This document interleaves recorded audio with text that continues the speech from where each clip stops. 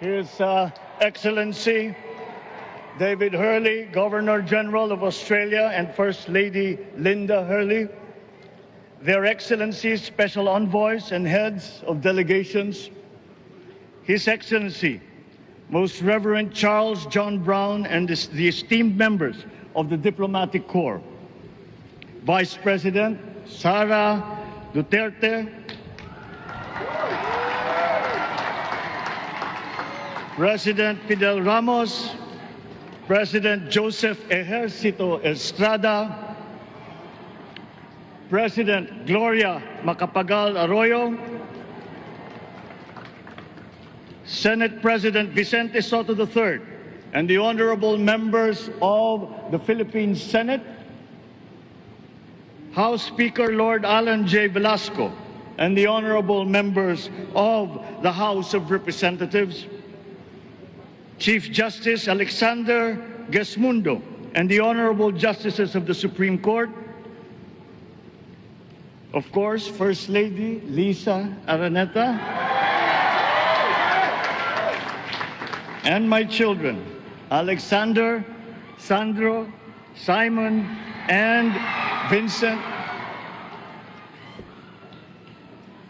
I cannot proceed without a special greeting, of course, to the former First Lady Imelda Romualdez Marcos.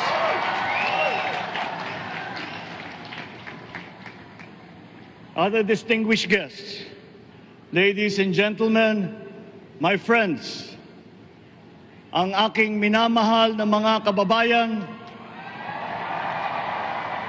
magandang tanghali po sa inyong lahat. This is a historic moment for us all. I feel it deep within me. You, the people, have spoken, and it is resounding.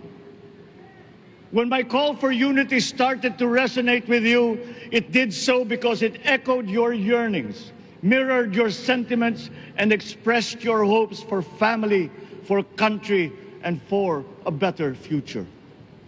That is why it reverberated and amplified as it did, to deliver the biggest electoral mandate in the history of Philippine democracy.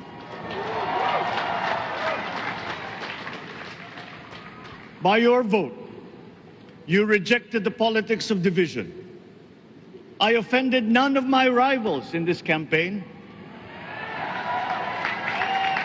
I listened instead to what they were saying. And I saw little incompatibility with my own ideas about jobs, fair wages, personal safety, and national strength, and ending want in a land of plenty.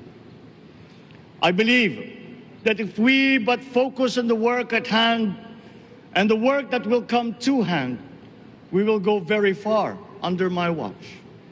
You believe that too. At pinakinggan ko ang tinig ninyo na ang sinisigaw ay pagkakaisa, pagkakaisa, pagkakaisa. We will go farther together than against each other, pushing forward, not pulling each other back, out of fear, out of a misplaced sense of weakness. But we are the furthest from weak. The Filipino diaspora flourishes even in the most inhospitable climes, where they are valued for their quality. The changes we seek will benefit all and will shortchange no one. I was not the instrument of change.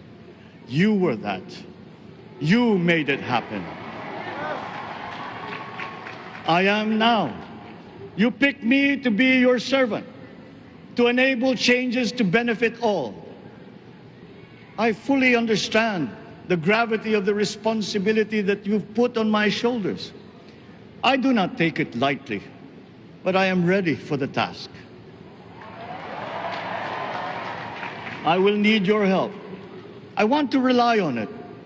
But rest assured, I do not predicate success on the wide cooperation that's needed. I will get it done. I once knew a man who saw what little had been achieved since independence. in a land of people with the greatest potential for achievement. And yet, they were poor. But he got it done, sometimes with the needed support, sometimes without. So will it be with his son. You will get no excuses from me.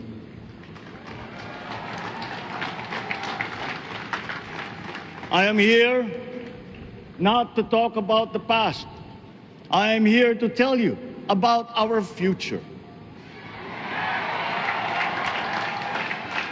A future of sufficiency, even plenty, of readily available ways and means to get done what needs doing.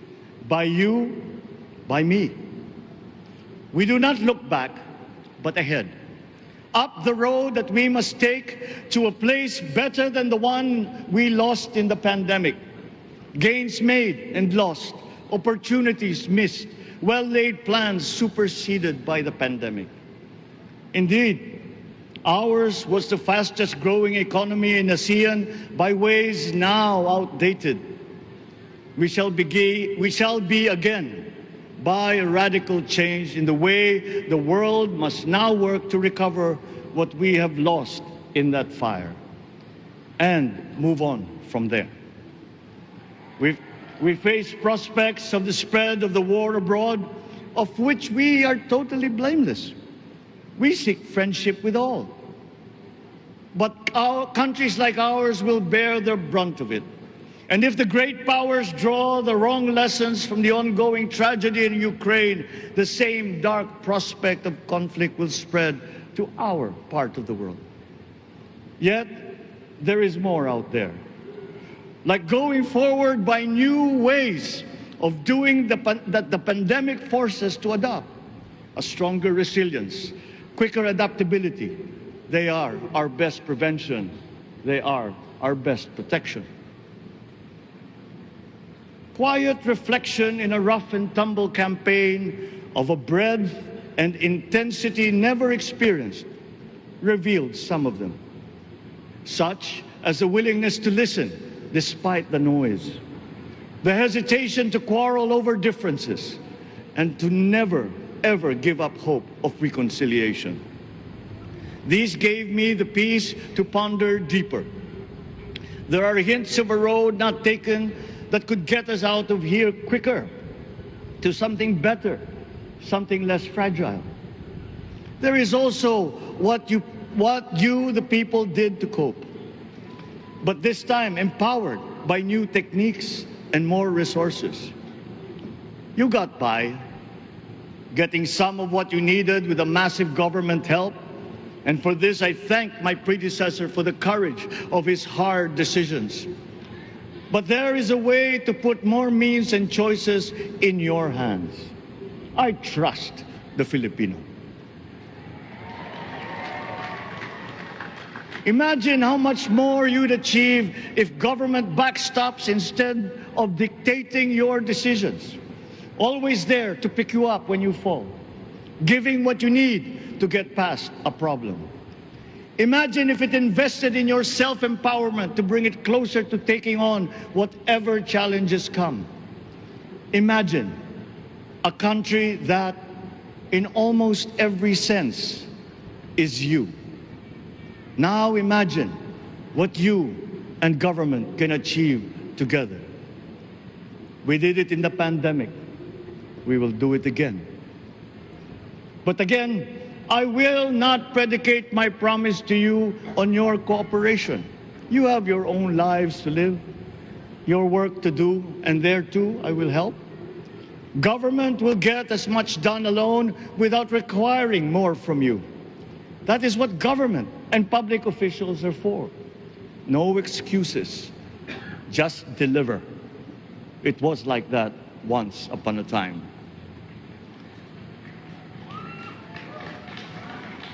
I did not talk much in this campaign. I did not bother to think of rebutting my rivals. Instead, I searched for promising approaches better than the usual solutions.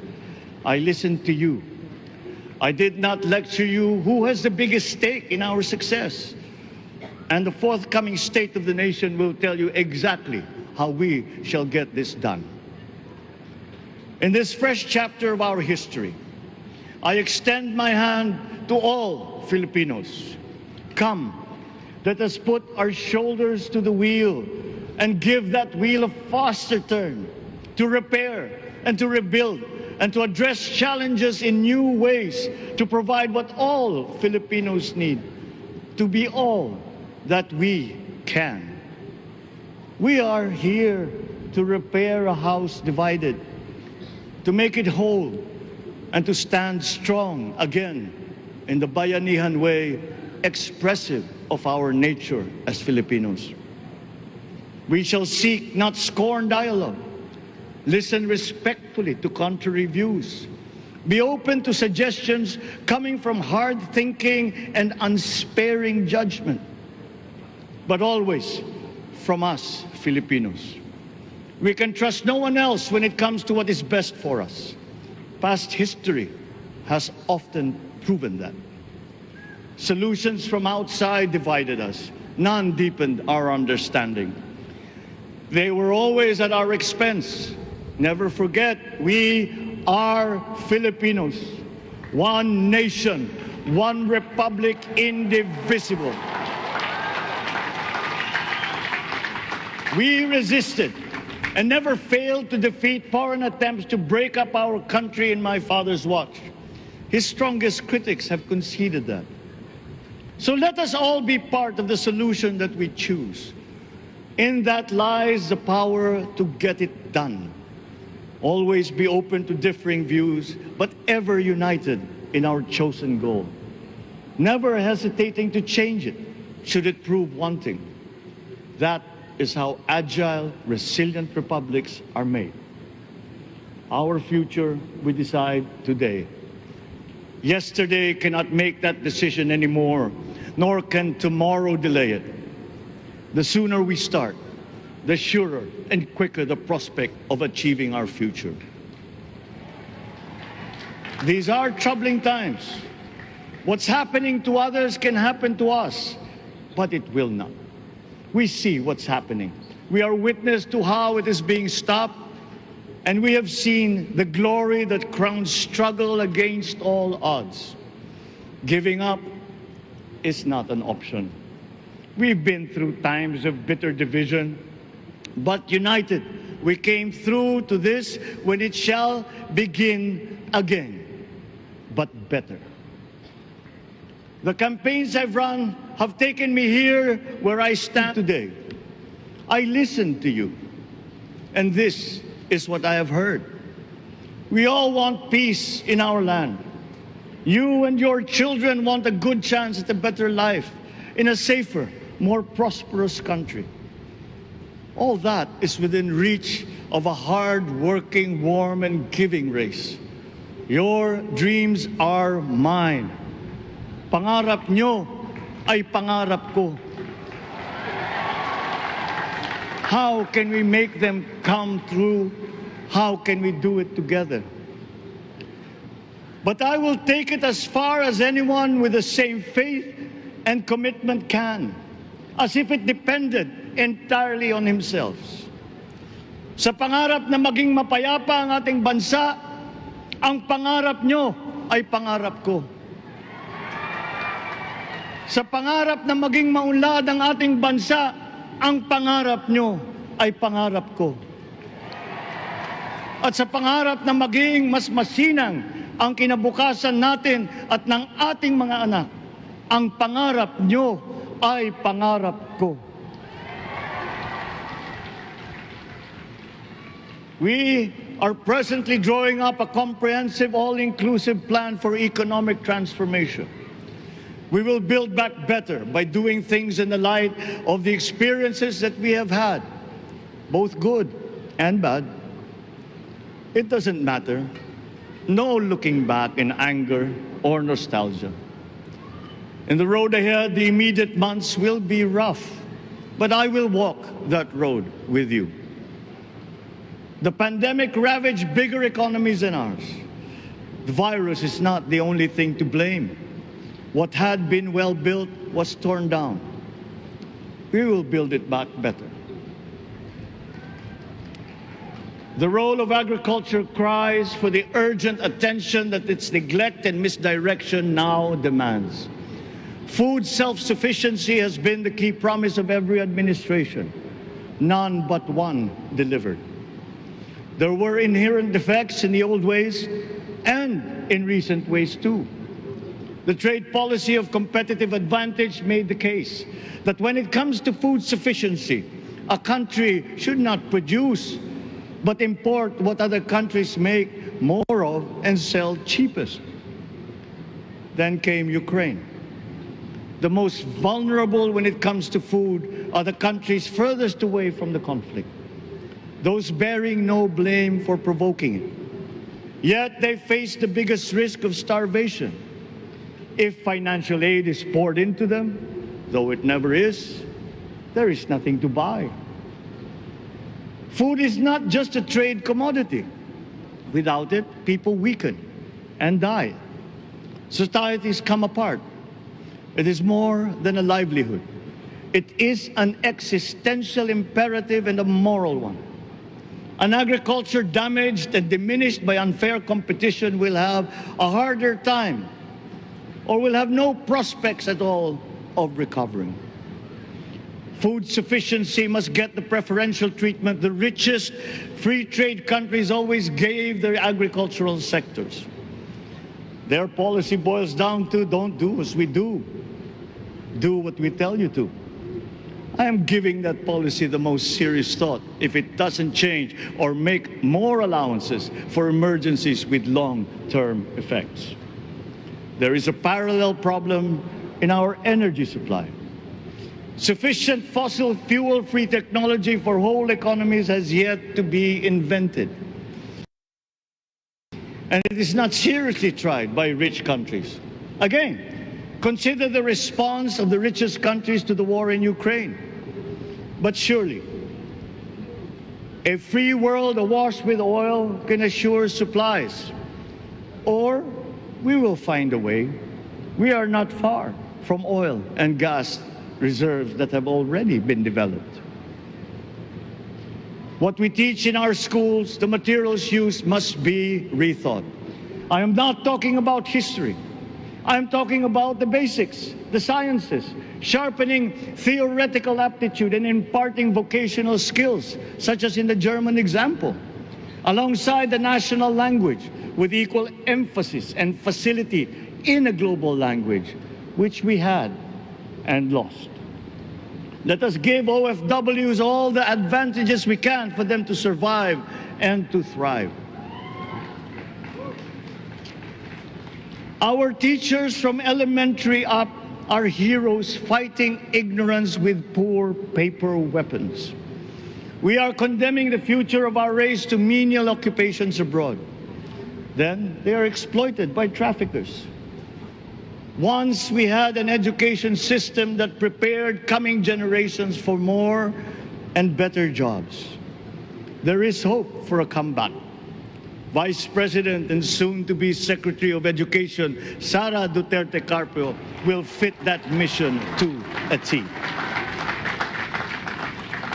We won't be caught unprepared, under-equipped, and understaffed to fight the next pandemic. To start with, we never got over the pandemic of poor, if any, free public health. The last major upgrade of a public health system, exemplified by the resources poured into PGH, predates the current shambles by 3 generations. Our nurses are the best in the world. They acquitted themselves with the highest distinction abroad, having suffered even the highest casualties.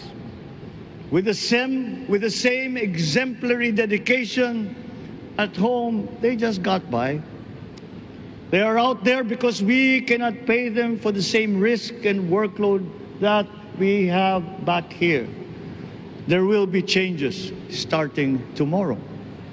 I am confident because I have an OPLE in my cabinet. There were shortcomings in the COVID response. We will fix them out in the open. No more secrets in public health. Remember, I speak from experience. I was among the first to get COVID. It was not a walk in the park. My father built more and better roads, produced more rice than all administrations before his.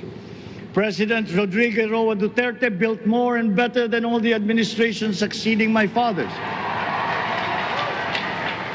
Much has been built, and so well, that the economic dogma of dispersing industry to develop the least likely places has been upturned. Development was brought to them. Investors are now setting up industries along the promising routes built. And yet, the potential of this country is not exhausted. Following these giant steps, we will continue to build. I will complete on schedule the projects that have been started. I'm not interested in taking credit.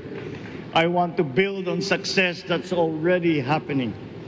We will be presenting the public with a comprehensive infrastructure plan. 6 years could be just about enough time. No part of our country will be neglected. Progress will be made wherever there are Filipinos, so no investment is wasted. The recovery of Philippine tourism, with its emphasis on accessing nature's beauty, I am sure will exceed expectations. And bigger is not always better, but there's something to be said for economies of scale. And yet the country invites investments in fast-rising industries with quick returns and inflicts irreparable damage for future generations. We have yet to see large-scale practical solutions to pollution, though some are beginning to emerge. But there are tried and proven new ways of mitigation.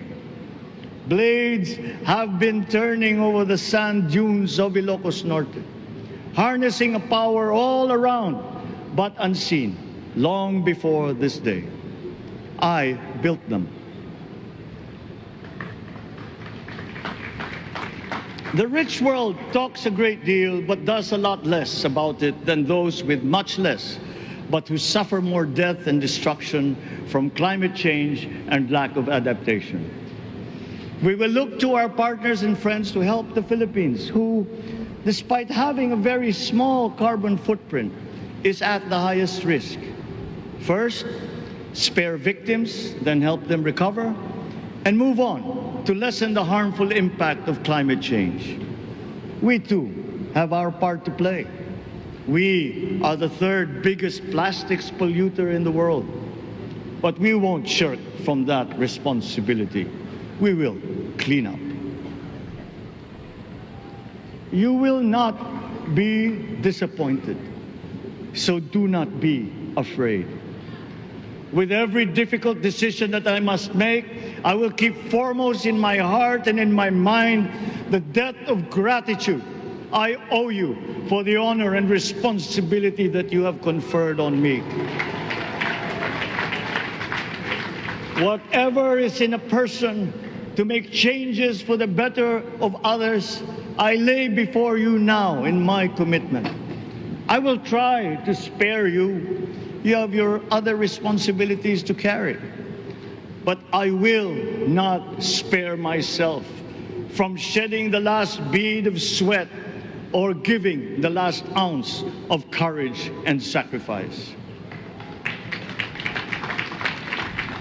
And if you ask me why I am so confident of the future, I will answer you simply that I have 110 million reasons to start with.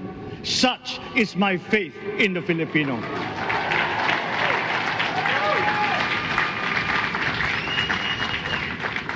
Believe, have hope.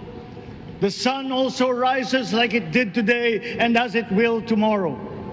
And as surely as that, we will achieve the country all Filipinos deserve.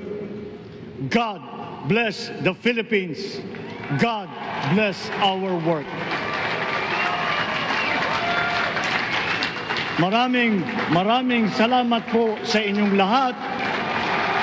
Mabuhay ang Pilipinas. Magandang tanghali po.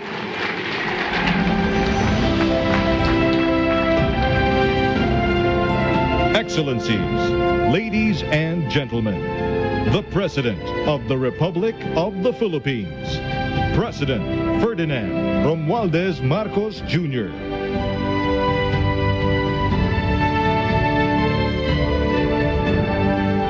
We will now have a photo opportunity with President Ferdinand Romualdez Marcos Jr. May we invite the first family on stage. First Lady Liza Araneta Marcos, Ferdinand Alexander Sandro Marcos, Joseph Simon Marcos, and William Vincent Marcos.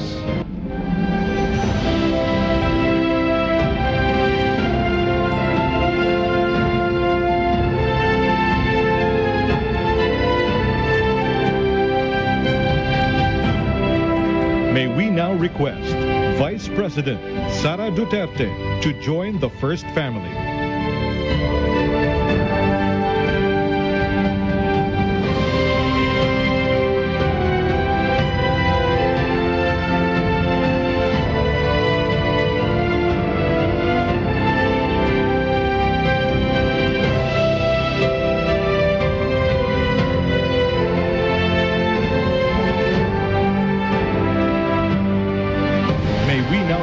On stage, Chief Justice Alexander G. Gesmundo and Senate President Vicente Soto III to join the first family.